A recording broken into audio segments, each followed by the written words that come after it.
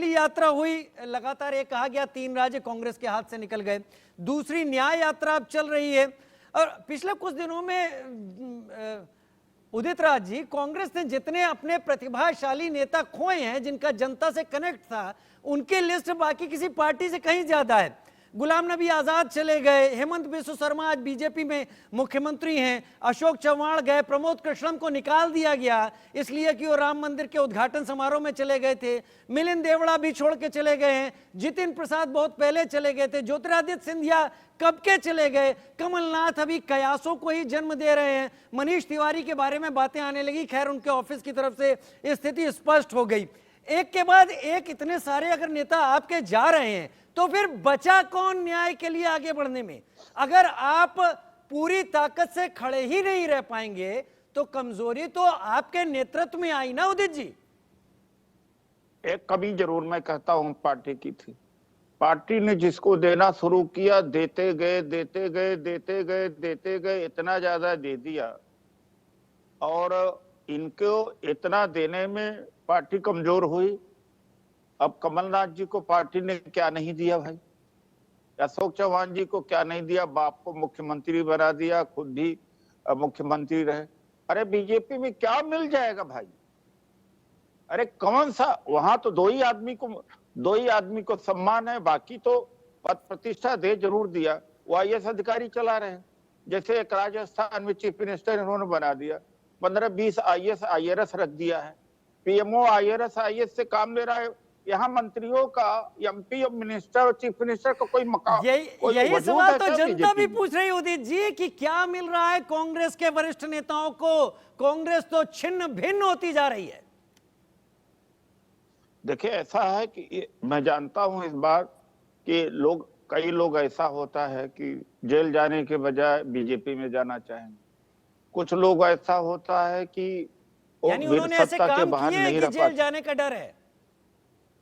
भाई अब जेल तो किसी को भेजा जा सकता है, अब रास्ता चलते हुए पकड़ा जा सकता है, वो तो कानून जिसके हाथ में वो जैसा कह दे।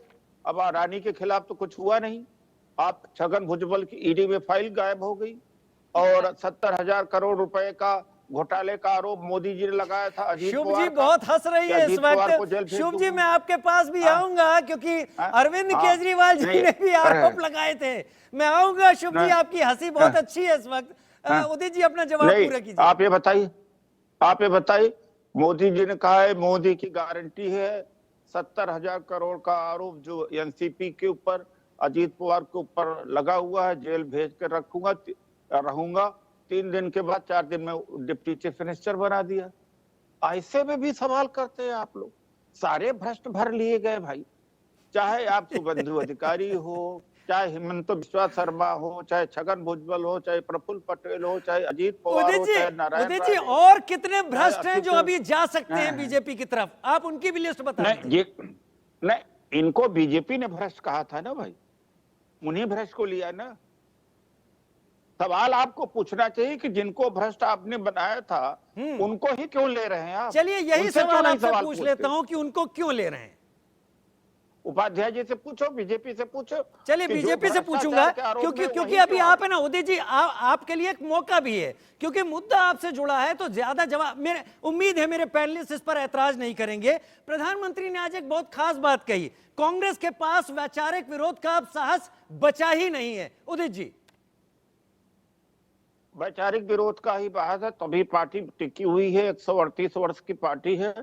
अगर वैचारिक ताकत बीजेपी की होती तो धर्म को बीच में न लाते, ईडी सीबीआई इनकम टैक्स को न लाते और ये मतलब अडानी देश को न लुटवाते। और इनके पास विचार नहीं है, 2 आदमियों की पार्टी रह गई है। नड्डा जी का कैसा कल अपमान हुआ, हाथ उठा करके, हाथ पकड़ करके अमित शाह जी ने, नड्डा जी का तो कार्यकाल बढ़ गया। अरे भाई आप वो तब नहीं पता, अगर ये आम आदमी पार्टी, बीजेपी और कांग्रेस और सपा में हुआ होता तो सबसे बड़ा मुद्दा यही बनाता। अरे देखो अपने नेताओं का अपमान देखो ये करते हैं। यहाँ पर वन मैन किसी मीडिया के हुई हिम्मत उठाने का, किस तरह से कल व्यवहार किया, ये दोबारा हुआ है, किस तरह से और अडवाणी जी का नमस्कार तक नहीं लिया था मोदी जी ने। अच्छा अच्छा कभी अच्छा अच्छा, ये हेडर बना किसी। उदित जी, जो बिछड़े सभी बारी बारी की मैंने बात कही थी, ये जो विपक्षी गठबंधन है ये भी आपसे बिछड़ा। आम आदमी पार्टी ने तो यहां तक कह दिया दिल्ली को लेकर कि एक सीट भी अगर हम ऑफर कर रहे हैं, वैसे भी आंकड़ों के हिसाब से कांग्रेस उसके लायक नहीं है। ममता जी ने आपको बहुत ज्यादा 5 पर आने की बात कही है, अब भी स्थिति साफ नहीं है। एक तरफ आपका विरोधी 400 पार की बात कहना शुरू कर चुका है, और भले ही वो जरूरत से ज्यादा अगर बोल रहे हो, उन्होंने प्रोजेक्ट करना शुरू कर दिया है। दूसरी तरफ आप अभी तक बैठ नहीं पाए हो। तेज जी, क्यों नहीं आपके साथी परेशान होकर आपको छोड़ना शुरू कर दें? इसमें गलत क्या है? देखो, डेमोक्रेसी है, वो उनका अधिकार है करने का, ममता जी का और केजरीवाल जी का, उनके पार्टी का। लेकिन डेमोक्रेसी है आज या के दिन उनका में हक एक है? बात है, उनका डेमोक्रेसी है, हक है, जो भी है उनके पास है। एक बात है। दूसरी बात है, आप हो, मैं हूं, कोई भी एक नागरिक समाज से मैं कहता हूं, देश का जो जनतंत्र है बचाने की जिम्मेदारी सबकी होती है। जी। संसद को बचाने की जिम्मेदारी, मैं कांग्रेस को भूल जाता हूँ, किसी को भूल जाता हूँ, सबसे ज्यादा हमारे लिए मूल्यवान वो है। आप ये बताइए, जिस तरह से बीजेपी और आरएसएस में अंदर क्या मतलब हालत है कि सब डरे हुए हैं। एक मंत्री, कोई मंत्री है वहां पर, हर मंत्रालय के बिहाफ से मोदी जी घोषणा करते हैं। किसी मंत्री को कोई जानता है? आईएएस लोग चला रहे हैं पूरे देश को। किसी एमपी की कोई औकात रह गई? एमपीओ का रिजर्वेशन तक नहीं हो रहा है। एमपी का आप अकेले मिल लीजिए तो पता लग जाएगा। मिनिस्टर कोई वो नहीं है। ये देश के लिए ठीक नहीं है, दूरगामी ठीक नहीं है। अभी तो सत्ता में है, लेकिन आपके लिए, हमारे लिए, किसी के लिए, देश के लिए ठीक नहीं है। चलिए ये चलिए जनतंत्र हमारे जी। देश में, ये मैं आपसे कहना चाहता हूं उदित कि जी, क्या आप बेलाग और बेखौफ होकर अपनी बात रख रहे हैं। आपने ये कहा कि हमारे कुछ नेताओं को पार्टी ने इतना ज्यादा दे दिया कि आज वो इस रूप में सामने आ रहा है कि एक चेन लगी हुई है उन नेताओं की जो जनता में प्रभाव रखते थे। मैं पैनलिस्ट में भी हमारे साथ वरिष्ठ लोग जुड़े हैं, आप उनसे भी थोड़ा सा उनका सुन लें और मैं आपके पास एक बार फिर आऊंगा, क्योंकि बहुत सारे सवाल तो सीधे सीधे आपके ही जवाब की प्रतीक्षा कर रहे हैं। मैं रुक कर लेता हूं, मेरे साथ शुभ जुड़ी हुई है इस वक्त। शुभ जुड़ी हुई है। शुभ जी, आम आदमी पार्टी से। एक राउंड और कर लीजिए। मैं एक ही राउंड के लिए चलिए कहा चलिए था, ठीक है, मैं एक कहीं राउंड और और। क्या मेरा पैनल तैयार है? उदित जी के पास थोड़ा समय नहीं है, अगर पैनल तैयार हो तो उदित जी से मैं बात कर लेता हूं। उदित जी, बिखरती कांग्रेस टक्कर कैसे लेगी? क्या अब कांग्रेस में लीडरशिप की जगह बची है? जो विपक्षी गठबंधन है उसमें कायदे से तो ऐसा लग रहा है कि अरविंद जी बहुत ज्यादा बेहतर लीडरशिप यहां पर रखे हुए हैं। देखिए, ऐसा है कि जरूर कुछ न कुछ कमी तो है। मैं मानता हूं इस बात का कि आत्मालोचना करने की हमें जरूरत है, आत्मचिंतन करने की जरूरत तो है। मैं इसको मानता हूं, इस बात का। दूसरी बात है, लीडरशिप का अभाव नहीं है। तीसरी बात है कि मैंने जिनके बारे में कहा कि जब तक कांग्रेस इतनी भली पार्टी है, भली भी मैं कहता हूं इसको, भली है भी, कि जब तक वो मरता नहीं तब तक वो छोड़ता ही नहीं वो।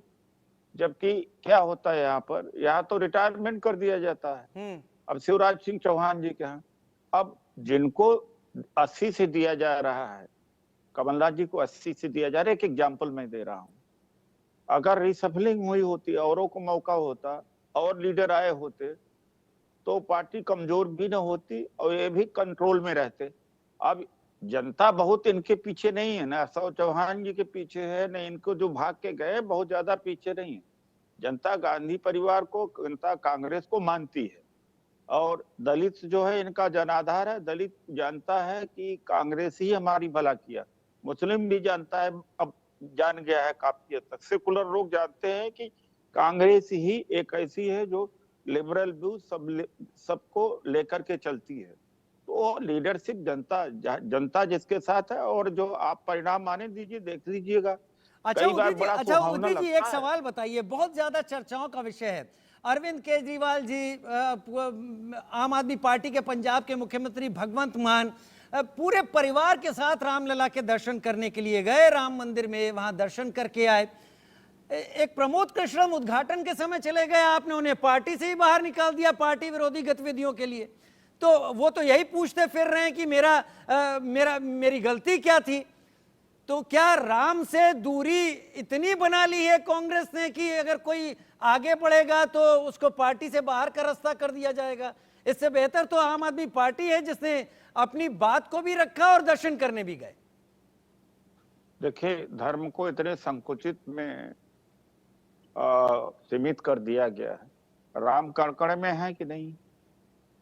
राम जन-जन में है कि नहीं? मैं नहीं कह रहा हूं, ये प्रमोद राम कृष्णन को ने क्या कहा है निष्कासित होने अरे के आपकी बाद बात कि मेरी सुनिए। गलती क्या है। अरे नहीं, एक बात है, आप उनके वो तो ये पार्टी की महानता है। वो 1 साल 1.5 साल से जितना खिलाफ में वो कांग्रेस के बोलते थे उतना बीजेपी नहीं बोल पा रही थी। बात उसको मंदिर से जोड़ के मत देखिए, उसके पहले की बात है। एक बात है। दूसरी बात है कि राम जो है, जहां शंकराचार्य बहिष्कार करते हैं, ये संतों का काम है। या राहुल गांधी जी हो, या खड़गे जी, या मैं हूं, या कोई और कांग्रेसी हो, या शुभ जी हो, कोई हो, या आप हो, क्या ये आज तक जो कही गई बात वो सब झूठ निकली कि राम कण कण में है, राम जर्रे में है, राम हमें बनाने वाले हैं? तो उल्टी हो गई कि राम को ये पैदा कर रहे हैं क्या? हा? एक जगह क्या राम कैद हैं क्या? ये एक ही जगह इन्होंने कैद कर दिया, आप लोगों ने कैद कर दिया। चलिए, आप भगवानों राम को तक कैद कण-कण कर में दिया। तो मान रहे हैं। अब एक वक्त तो आप लोगों ने राम अरे को तो फिर आप मानने से भी इनकार कर दिया था। नहीं, मान्यता किसी ने गलत कह रहे हैं आप ये बताइए वो कि एफिडेविट तो की कांग्रेस ने ही बात- दिया था ना कि राम कल्पना है। नहीं, देखिए ऐसा है कि अफाहियान ने 6ठी शताब्दी में आकर के देखा, अयोध्या में कोई मंदिर नहीं थे, सारे बौद्ध विहार थे। और यहाँ तक कि 150 वर्ष पहले, कनिंगम के पहले, अशोका के बारे में भारत में जानते ही नहीं थे कोई। वहां के ब्रिटिश म्यूजियम ने देखा कि अशोका कोई पैदा हुआ था, बौद्ध धर्म था। तब जाकर के रिसर्च हुआ, तब जाके ह्वेनसांग और फाहियान, चाइना के लिटरेचर से तो पता लगा ये हालत रहा। तो फाहियान ने जो लिखा है वो गलत। वहां पर मैं आपको काटूंगा नहीं, क्योंकि फाहियान को लेकर, ह्वेनसांग को लेकर मैंने पढ़ा जरूर है, लेकिन इतना माइन्यूटली जितना आप बता रहे हैं उतना मैं अभी तर्क नहीं रख सकता, क्योंकि ज्यादा मैं नहीं जानता। लिहाजा मैं आपकी बात को यहां पर यहीं तक रखूंगा कि आप फाहियान को लेकर कह रहे हैं वहां बौद्ध चीजें हैं। लेकिन फिर भी वर्तमान राजनीति में जहां पर मेरा विषय है, वहां पर आकर अगर देखा जाए तो आम चुनाव के ठीक पहले कांग्रेस खुद को लंगड़ी हालत में ला चुकी है। इससे इनकार आप भी नहीं कर रहे हैं और वर्तमान जो राजनीतिक हालात हैं वो भी नहीं कर रहे हैं। लड़ेंगे कैसे ये बता दीजिए, इसके बाद मैं अपने बाकी मेहमानों की तरफ जाऊं। दीपक रंजन भी मेरे साथ जुड़ गए हैं समाजवादी पार्टी से।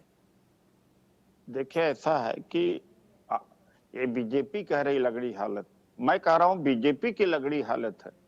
बीजेपी की लगड़ी हालत है जभी तो दूसरे पार्टियों से आम आदमी पार्टी का ईडी का सम्मन भेजना, और उसके बाद हमारे नेताओं, कांग्रेस के नेताओं को लेना।